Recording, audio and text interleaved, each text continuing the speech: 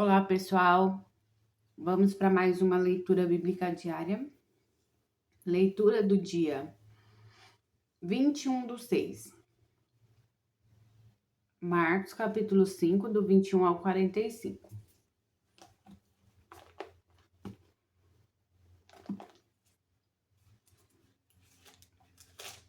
Marcos, capítulo 5, 21. Deixa eu ver se eu li certo. Marcos, capítulo 5, 21 ao 43. Então, vamos lá. O endemoniado... do 21, acorda. A filha de Jairo, a mulher que tinha um fluxo de sangue. Ele faz uma referência a Mateus 9, do 18 ao 26 e Lucas 8, 40 a 56. E passando Jesus outra vez num barco para outra banda, ajuntou-se a ele uma grande multidão, e ele estava junto ao mar. E eis que chegou um dos principais da sinagoga, por nome Jairo, e vendo-o, prostrou-se aos seus pés, e rogava-lhe muito, dizendo: Minha filha está moribunda. Rogo-te que venhas e lhe imponha as mãos para que sare e viva. E foi com ele, e seguia-o uma grande multidão. Que o apertava. E certa mulher que havia 12 anos tinha um fluxo de sangue, e que havia padecido muito, com muitos médicos e despendido tudo quanto tinha. Nada lhe aproveitando isso, antes indo a pior. Ouvindo falar de Jesus, veio por detrás, entre a multidão, e tocou no seu vestido, porque dizia: Se tão somente tocar nos seus vestidos, sararei. E logo se lhe secou a fonte do seu sangue, e sentiu no seu corpo estar já curada daquele mal. E logo Jesus, conhecendo que a virtude de si mesmo saíra, voltou-se para a multidão e disse: Quem tocou nos meus vestidos? E disseram-lhe os seus discípulos: Vês que a multidão te aperta e que dizes: Quem me tocou? E ele olhava em redor para ver que isto era. Então a mulher, que sabia o que lhe tinha acontecido, temendo e tremendo, aproximou-se e prostrou-se diante dele e disse-lhe toda a verdade. E ele lhe disse: Filha, a tua fé te salvou. Vai em paz e ser curada deste teu mal. Estando ele ainda falando, chegaram alguns do principal da sinagoga, a quem dissera: A tua filha está morta. Para que enfadas o mestre? Para que enfadas mais o mestre? E Jesus, tendo ouvido estas palavras, disse ao principal da sinagoga: Não temas, crê somente. E não permitiu que alguém o seguisse, a não ser Pedro e Tiago e João, irmão de Tiago. E tendo chegado à casa do principal da sinagoga, viu o alvoroço e os que choravam muito e pranteavam. E entrando, disse-lhes: Por que vos alvoroçais e chorais? A menina não está morta, mas dorme. E riam-se dele. Porém, ele, tendo-os feito sair, tomou consigo o pai e a mãe da menina e os que com ele estavam, e entrou onde a menina estava deitada.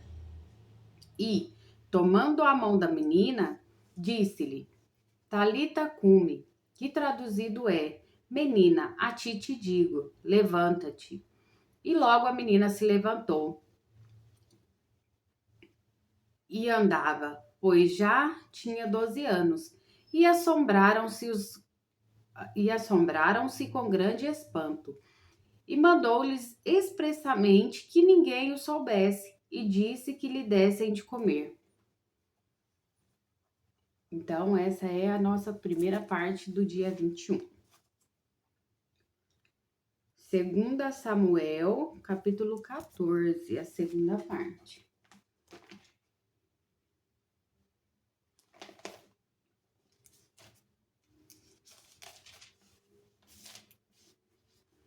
Conhecendo, pois, Joabe, filho de Zeruia, que o coração do rei era inclinado para Absalão, enviou Joabe a Tecoa e tomou de lá uma mulher sábia e disse-lhe: Ora, finge que estás de nojo, veste vestidos de luto e não te unjas com óleo, e sejas como uma mulher que já há muitos dias está de nojo por algum morto. E entra ao rei e fala-lhe conforme a esta palavra. E Joabe lhe pôs as palavras na boca. E a mulher tecoíta falou ao rei, e deitando-se com o rosto em terra, se prostrou e disse: Salva-me, ó rei.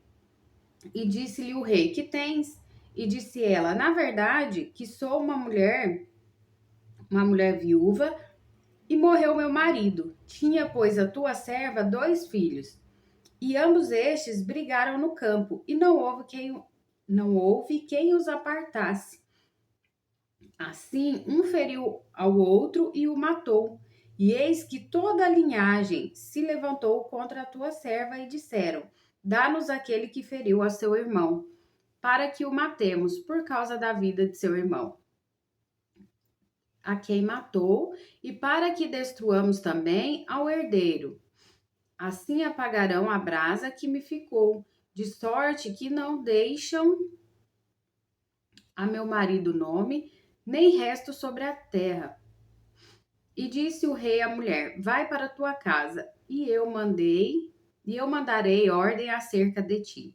E disse a mulher tecoíta ao rei: A injustiça, rei meu senhor, venha sobre mim e sobre a casa de meu pai, e o rei e o seu trono fique inculpável. E disse o rei: Quem falar contra ti, trazemo a mim, e nunca mais te tocará. E disse ela: Ora, lembre-se o rei do Senhor seu Deus, para que os vingadores do sangue se não multipliquem a deitar-nos a perder, e não destruam a meu filho. Então disse ele: Vive o Senhor, que não há de cair no chão nenhum dos cabelos de seu filho. Então disse a mulher: Peço-te que a tua serva fale uma palavra ao rei meu senhor. E disse ele: Fala. E disse a mulher: Por que, pois, pensaste tu uma tal coisa contra o povo de Deus? Porque falando o rei tal palavra, fica como culpado, visto que o rei não torna a trazer o seu desterrado. Porque certamente morreremos e seremos como águas derramadas na terra, que não se ajuntam mais. Deus, pois, lhe não tirará a vida, mas ideará pensamentos para que se não desterre dele o seu desterrado. E se eu agora vim falar esta palavra ao rei, meu senhor, é porque o povo me atemorizou. Dizia, pois, a tua serva: Falarei, pois, ao rei, porventura fará o rei segundo a palavra da sua serva. Porque o rei ouvirá para livrar a sua serva da mão do homem que intenta destruir juntamente a mim e a meu filho da herança de Deus. Dizia mais a tua serva: Seja agora a palavra do rei, meu senhor, para descanso, porque como um anjo de Deus, assim é o rei, meu senhor, para ouvir o bem e o mal. E o Senhor teu Deus será contigo. Então respondeu o rei e disse à mulher: Peço-te que não me encubras o que eu te perguntar. E disse a mulher: Ora, fale o rei, meu senhor. E disse o rei: Não é verdade que a mão de Joabe anda contigo em tudo isto? Em tudo isto? E respondeu a mulher e disse: Vive a tua alma, ó rei, meu senhor, que ninguém se poderá desviar, nem para a direita, nem para a esquerda, de tudo quanto o rei, meu senhor, tem dito.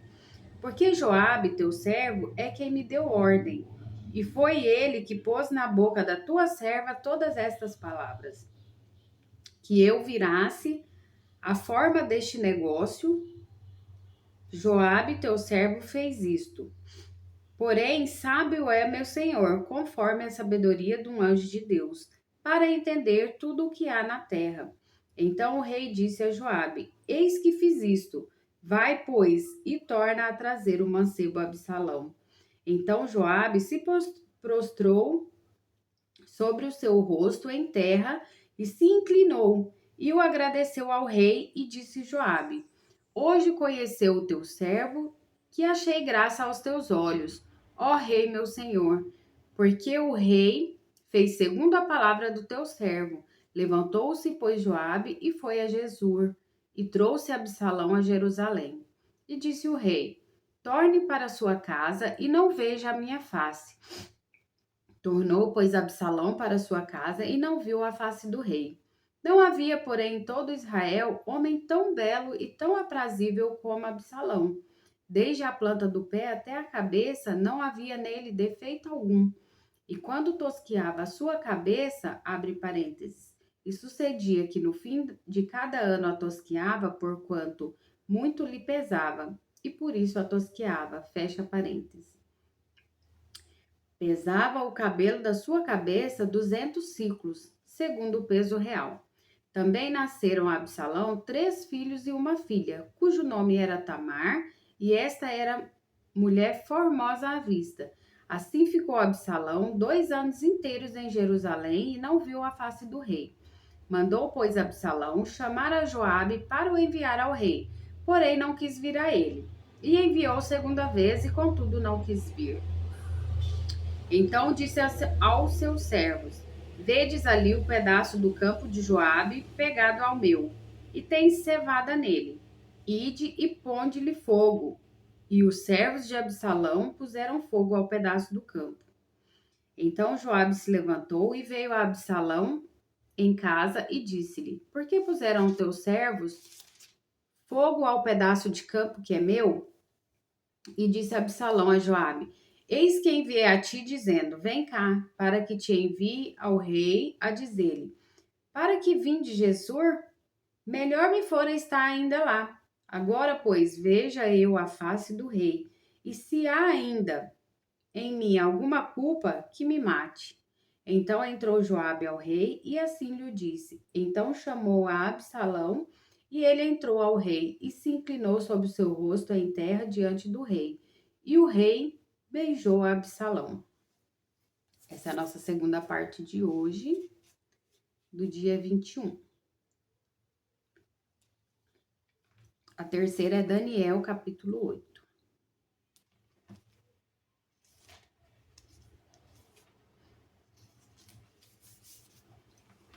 A visão de um carneiro e de um bode. No ano terceiro do reinado do rei Belsazar, apareceu-me uma visão, a mim, Daniel, depois daquela que me apareceu no princípio. E vi na visão, abre parênteses, acontecendo quando vi que eu estava na cidade de Susã, província de Elão, fecha parênteses. Vi, pois, na visão que eu estava junto ao rio Ulai. E levantei os meus olhos e vi, e eis que um carneiro estava diante do rio, o qual tinha 2 pontas. E as 2 pontas eram altas, mas uma era mais alta do que a outra. E a mais alta subiu por último. Vi que o carneiro dava marradas para o ocidente, e para o norte e para o meio-dia. E nenhum dos animais podiam estar diante dele, nem havia quem pudesse livrar-se da sua mão. E ele fazia conforme a sua vontade, e se engrandecia. E estando eu considerando, eis que um bode vinha do ocidente sobre toda a terra, mas sem tocar o chão. E aquele bode tinha uma ponta notável entre os olhos. E dirigindo-se ao carneiro que tinha as 2 pontas, ao qual eu tinha visto diante do rio, e correu contra ele com todo o ímpeto da sua força. E o vi chegar perto do carneiro e irritar-se contra ele. E feriu o carneiro e lhe quebrou as 2 pontas, pois não havia força no carneiro para parar diante dele. E o lançou por terra e o pisou a pés. Não houve quem pudesse livrar o carneiro da sua mão.